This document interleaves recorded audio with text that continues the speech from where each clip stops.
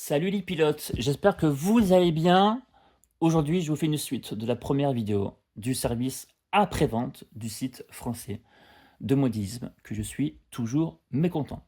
Ce Thermal-là, c'est mon premier véhicule que j'ai acheté en Allemagne. J'ai eu une panne assez vite et le retour SAV a bien fonctionné. Voilà, les conditions ont été respectées. Bref, je n'ai rien à redire sur ce site, il est fantastique. J'ai acheté donc, comme j'ai une panne sur celui-là et que j'attends toujours le radiateur qui était défectueux, j'ai acheté un deuxième Quake en rouge pour le coup, parce que mon fils voulait absolument le rouge.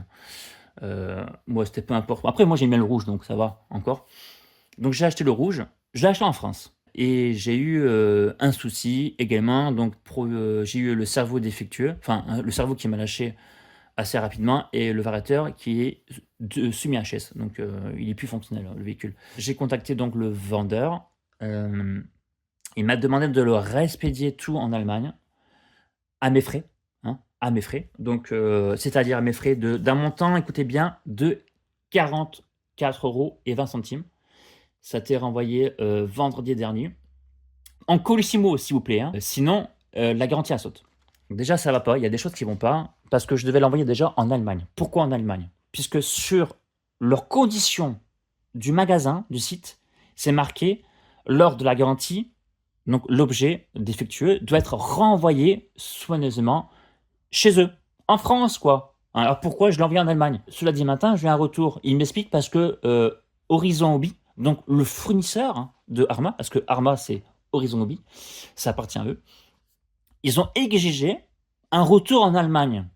Dans ce cas, pourquoi pas hein. Mais dans ce cas, il faut me rembourser les frais de retour, parce que dans les conditions, c'est marqué la France. Moi, pour moi, un vrai service après-vente, j'aurais dû l'envoyer en France, chez eux, là où je l'ai acheté, et c'était à eux à gérer après de le réexpédier en Allemagne. Voilà, moi je vois ça comme ça. En tout cas, les conditions ne sont pas respectées. Autre chose, c'est marqué nulle part dans les conditions, même quand j'ai acheté le véhicule neuf, c'est marqué nulle part, j'ai même pas été prévenu qu'il faut garder l'intégralité du colis, c'est-à-dire la boîte, les notices, les papiers, les tournevis, tout, tout et tout. S'il manque une chose, la garantie, elle saute. C'est marqué nulle part. Bon là, pour le coup, le vendeur, il m'a un peu compris, qui va essayer d'alléger justement cette procédure, j'espère, pour les prochains acheteurs.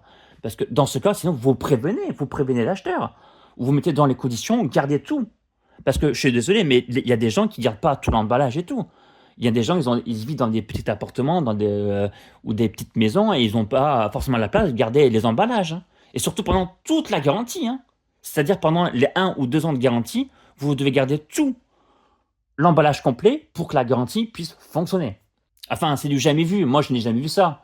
Moi, je m'en souviens quand j'avais acheté un téléviseur, ils t'ont prévenu de garder l'emballage pendant 1 mois. Et si j'avais une panne sur les 30 jours, c'était un remplacement et pas une réparation. Bon, moi, t'es prévenu, tu vois. Donc, tout est en règle. Là, il n'y a personne qui te dit. Hein. Et pourtant, avec les autres boutiques françaises, je vous garantis que ça marche pas comme ça. Hein. Si te manque l'emballage, c'est pas grave. Hein. Tu envoies juste la voiture. Hein.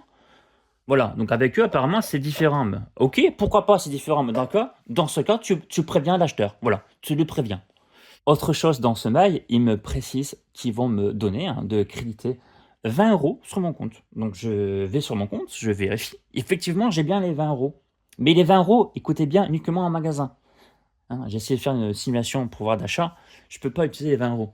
Hein. C'est assez un petit peu étrange. Encore une anomalie, encore en plus, qui se rajoute avec le reste. Mais pourtant, je ne l'ai même pas acheté en magasin, le truc. Je l'ai acheté sur un site internet. Donc pourquoi c'est uniquement en magasin? Si je vais aller au magasin, je dois faire 700 km aller-retour. Donc finalement, les 20 €, je ne peux pas l'utiliser. Imaginons que vous êtes un acheteur. Vous allez en boutique. Un exemple. Vous allez en boutique et puis vous achetez ce Quake Arma ou une autre voiture de chez Arma.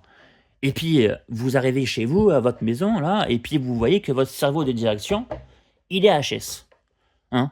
Vous faites quoi, à votre avis? Vous faites quoi? Je sais pas, dans la logique, on est en France, vous retournez le véhicule, vous voyez le vendeur. Mais monsieur, écoutez, j'ai acheté ça et le cerveau de direction ne marche pas.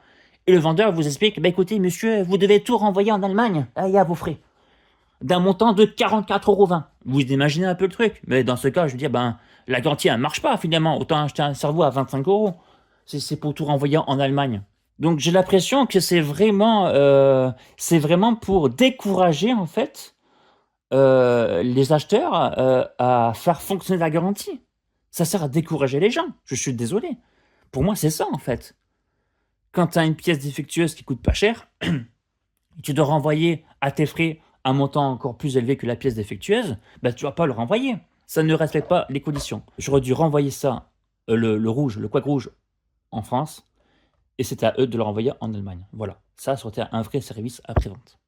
Bref, sur ce, c'est voilà, j'en ai terminé avec cette vidéo. Donc méfiez-vous de certains sites français, parce qu'ils sont pas tous, fiables apparemment. Moi, je trouve ça pas fiable du tout. Je peux citer un magasin français qui était très bien avec moi, c'était RC Loisirs. J'ai acheté, bah, la Promoto, de chez Losi. D'ailleurs, j'ai fait une vidéo de déballage. Vous allez voir, il y a un défaut, à l'intérieur. Donc j'ai contacté le vendeur le jour même. Il m'a répondu le jour même. Il m'a renvoyé un bon de retour le jour même. Il était rapide, le gars. Et j'ai reçu ma moto au bout de 10 jours. Même pas 10 jours, je crois. Bref, un service, j'ai envie de dire un service après-vente en or, mais non. En fait, c'est un service après-vente normal. Voilà, je sais pas, on débute en France, c'est garanti. Eh ben, si tu as une panne, ben voilà, tu fais marcher ta garantie, c'est tout. Et tu respectes bien sûr tes conditions. Voilà, sur ce, ben moi j'en ai terminé avec, cette vidéo. Ça sera la dernière, parce que ça n'a pas d'intérêt que voilà. Je pense que je laisserai juste un petit post, forcément, quand je vais recevoir, ben, j'espère, le retour de mon Arma rouge et également le variateur de celui-là. Je ferai juste un petit post. Et voilà.